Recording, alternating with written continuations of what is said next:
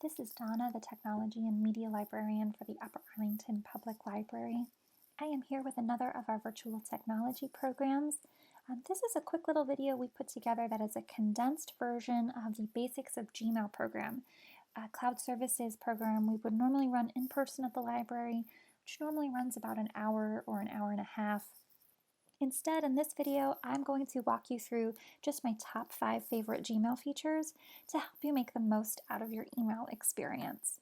So the first thing I'm going to show you is the undo send feature and how to extend the amount of time available for undo send. With Gmail, you do have the option to undo a sent email, but you have a limited period of time in which to do it. So you can set that period of time from 5 to 30 seconds. And I'll show you how you can do that here. So let's say you're writing an email, and this is something that we've all probably experienced. You've made an error, you didn't mean to send it, you forgot an attachment. For whatever reason, you just wish you could take it back, right? You can do that in Gmail, but like I said, just for a limited period of time. So if we write an email, click send, and before I do that, just keep an eye on the lower left corner of my screen and your screen because you're going to want to see what this feature looks like, and it is in that spot in the lower left corner. So you click send. You see it now says here message sent, and I can click undo, and that will turn that email back into a draft. I have it up here. That's not an email that I would ever send, but if I wanted to go ahead and edit that before resending it, I now have the option to do that. In this case, when you want to change the settings for undo send, what we want to do is go up here to our actual settings menu. We're going to click on this gear icon. We want to go to the settings button right here about halfway down. And then what we're looking for here is this general label. And then just about a little bit down on the page, it says undo send. So you can see I've already set my cancellation period for 30 seconds. You have 5, 10, 20, or 30. You can set it to be whatever you'd like. 5 seconds can be really short, but 30 seconds seems pretty short too if you need to take back an email. But you can change this time limit. I'm going to switch it to 20 and then save your changes for your settings down here at the very bottom of that menu. It'll take you back to your email inbox, and we can go ahead and compose an email. Same one. Click send, and we can undo. And that's it. That's all it takes to undo a sent email. Keep an eye on the lower left corner of your screen. Hit undo when you can and change the amount of time for which you can undo those sent emails if you need to. So coming up next, our next video, I'm going to show you how you can use the filter feature on Gmail. Filters are rules for your email. You tell Gmail how to treat an email containing certain criteria, whether it's who the sender is, whether that email contains certain keywords. You decide how that email will be organized in your Gmail. So as you know, Gmail uses labels rather than folders to organize email, and you may want to set up a filter so that you can immediately label an email, or so you can bypass your inbox and send an email to a label for you to review at a later time. You can filter out certain senders. You can automatically forward emails that contain particular information. You can even star particular emails. So they're just little ways to add functionality and efficiency, especially if you have a very cluttered inbox, if you have a high volume of email and you need ways to sort through it quickly. You can use filters to kind of manage that inbox. You can apply filters in a couple different ways. One is to set up a filter from scratch. The part of the video that I'm going to show you next, though, is about how to use an existing email and all the information in that email to set up a filter system. So I've got an email here in my inbox. It's from me, it's from my own work email. And if I wanted to establish a rule for emails from the sender or about information in this email, I can use the criteria there to set up the filter. So if you click on your email from your inbox view, click on more, what we're looking for is the menu option filter messages like these. You can also see that same button is available when your email is open. You click on the more button and then filter messages like these. So as I said, I want to set up a rule, set up a filter for emails from this email address. So if you start with that email, already your sender is populated in this field. And you can add additional information. if it has a particular subject line or words in the subject line. If your email contains any of the words that you want to set up here, you can even create a filter based on size or attachments. I'm just going to stick with my sender because that's the most important criteria for me. I want all emails from this person to go to a particular area of my Gmail. I'm going to create my filter, and here is where you can start applying the actions you want Gmail to take for this email. So if a message arrives from me, I want it to apply a label automatically. So I'm going to say, this is a technology program, so any emails from this email address are about technology programs, and I want those labels applied automatically. Looks like I have down here at the bottom a couple of matching conversations. So I've already received emails from that sender. I want to apply the filter to those existing conversations. And maybe this is an important person that I'm communicating with, so I always want to mark emails from this address as important, or I always want to star them, let's say, to visually distinguish them as important. So I can select those criteria. I'm going to just apply a label, click Create Filter. After I click this, I'm going to pause the video, and then I'll show you what it looks like after I've sent an email to this address from the address here in the filter. Sent an email to myself from myself. That's fun. So I've got the email sent from the email address in question that I used to establish my filter. And you can see the label is already applied here, technology programs. I also backdated some of my previous emails from the same sender so that they have that label applied. And if I wanted to, I could have even made this bypass my inbox, because as you can see, once that label is applied, the label on the left side of my screen says I've got a new unread email from that label. So if I click here, here's my unread email for myself. And then I can read this, do whatever I need to with it, and it's got this label, technology programs, applied right here. So that's creating a filter using existing messages. The next thing we're going to demonstrate is how to use the star system. So we'll be right back. Heard me talk a little bit about something called stars. You're probably asking yourself, what are stars? Why should I care? That's a great question. If you're not using the star system already, but you do have a lot of emails in your inbox, or even within a particular label, stars are a great way to distinguish which of those emails is important to you, which of those emails is critical that you answer immediately or follow up with immediately, versus all of the other emails that you're dealing with. So here's how you can add a star to an email. I'll show you the method first, and then we'll talk about how you can establish a hierarchy of stars. So if you've got an email in your inbox, right next to your checkbox is a little star icon. So you just click on that and you'll get a yellow star applied. You can also do this from within an open email. If you open up an email next to your timestamp, there's that star icon. Click it. It's got a yellow star applied. If we go back to our inbox, you can see both of these emails now have stars. So if I had other emails hanging out below these, I would kind of look to the starred emails first. But a better way to even get those separated from everything else, over here, Gmail's got a handy dandy star filter, where if you click on starred, this label shows you all of the emails, not just in your inbox, but anywhere in your Gmail has a star applied. So they're all right here, bright yellow, and up at the top, even in our search section, it says, emails that are starred are what are displayed here. So that's what stars look like, and that's how you can add a star. If you have emails of varying levels of importance, one is basically important, then you've got super important or critical, or emails that you need to remind yourself to follow up on, you can add additional types of stars so that as you click on this button, you get different star, you want to call them levels or hierarchies, just an additional visual way to distinguish one star from another, because you might start accumulating a lot of them. A way to add a star hierarchy, that's the term I'm going to go with for this video, is in your settings. If we click on our gear icon here, click on the settings button. I'm just going to give that a second to load. And then, okay, so here we're in our general settings.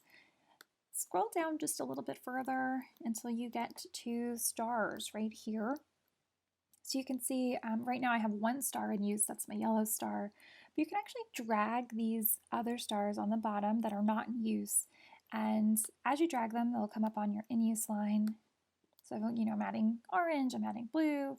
You can add some punctuation marks. We've got a red exclamation point or a green checkbox. So you can put these stars into use.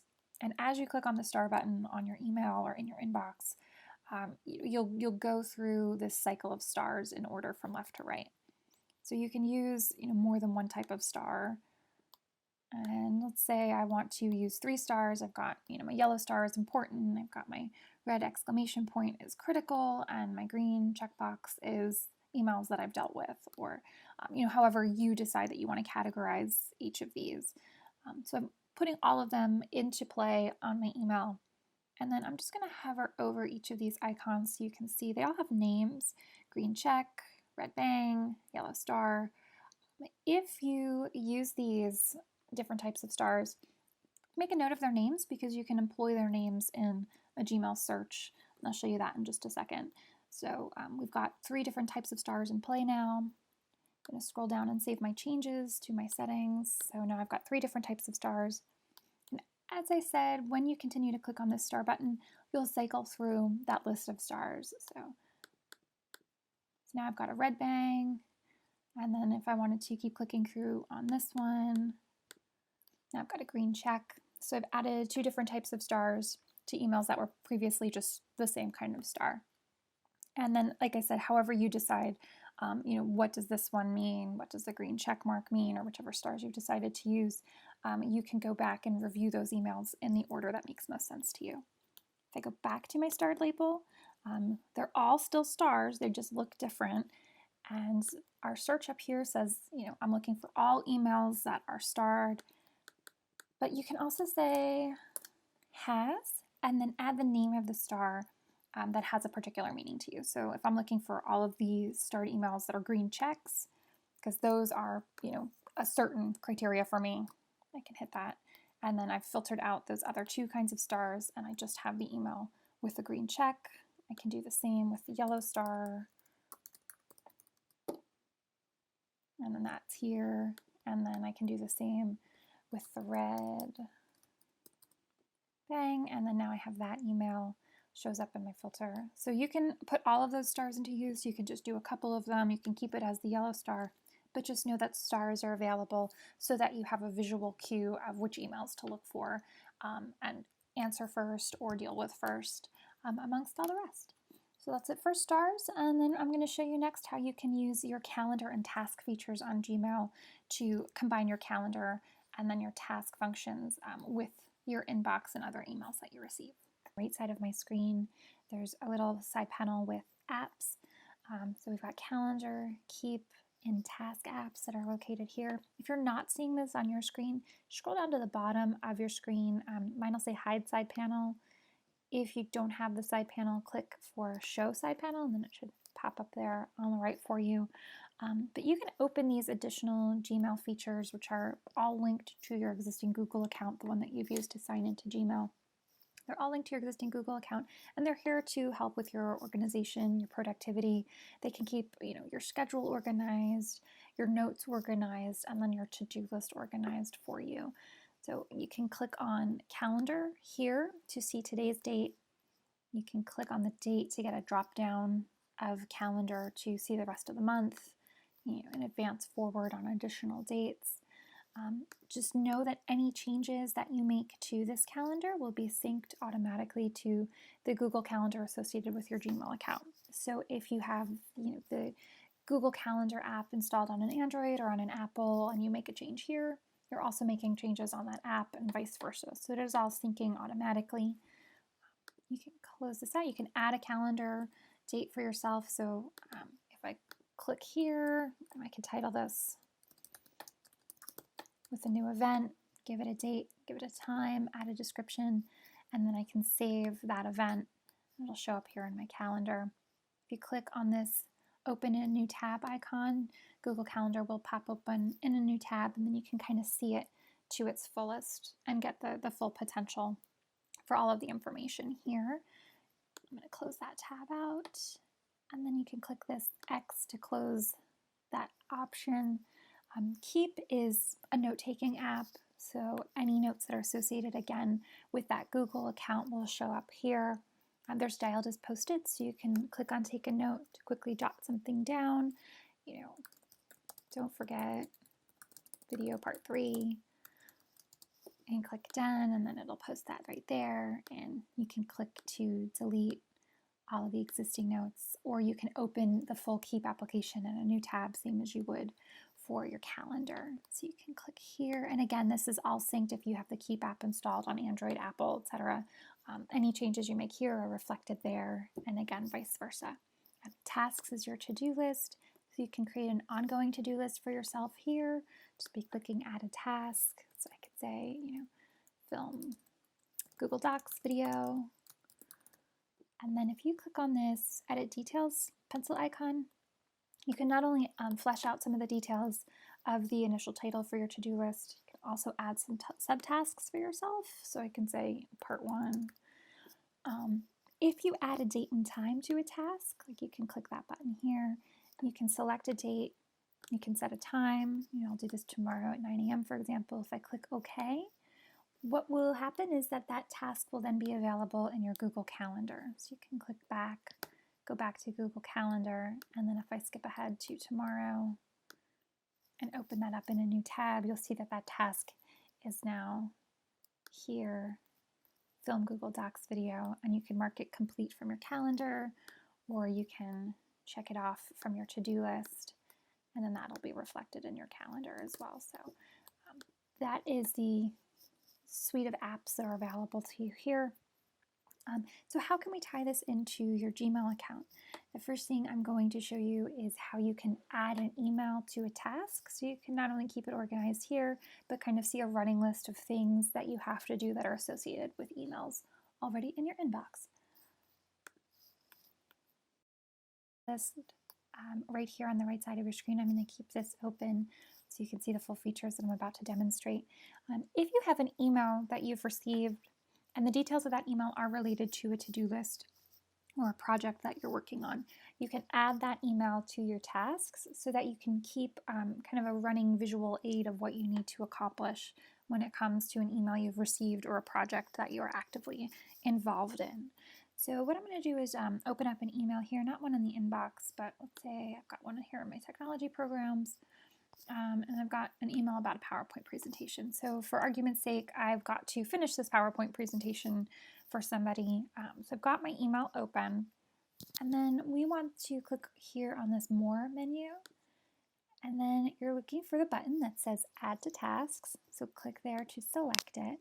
And now this email, you can see the little email icon, is added automatically to my task list. It's available on the right sidebar of my screen. And then I can customize this task with additional details. So what I need to do in relation to this email. Is there a deadline for me to complete the task or part of the task? So it'll always copy the email subject as the task information, and that might not be exactly what you need in order to accomplish your task. So if you click here on Edit Details, I can say, review PowerPoint. I can add additional details here, intro to the cloud program, that's what it's related to. And here's kind of the meat and potatoes of what I wanted to demonstrate is adding subtasks and adding a date and time for this specific task related to this specific email. So if I need to review this PowerPoint, I can click on the date. Friday is my deadline. I'll set a time. Click OK. So now this task has a date and a time associated with it. And I can even add some subtasks. So I could say, review instructions, play video. It would really help if I spelled that correctly. And then you can say, submit feedback. So that's what I need to do in relation to this email. If I go back to my task, I can see, okay, I have to review the PowerPoint. It's related to the Intro to the Cloud program. It's due Friday at 10 a.m. And then here's my subtask. This is the specific details of what I need to accomplish.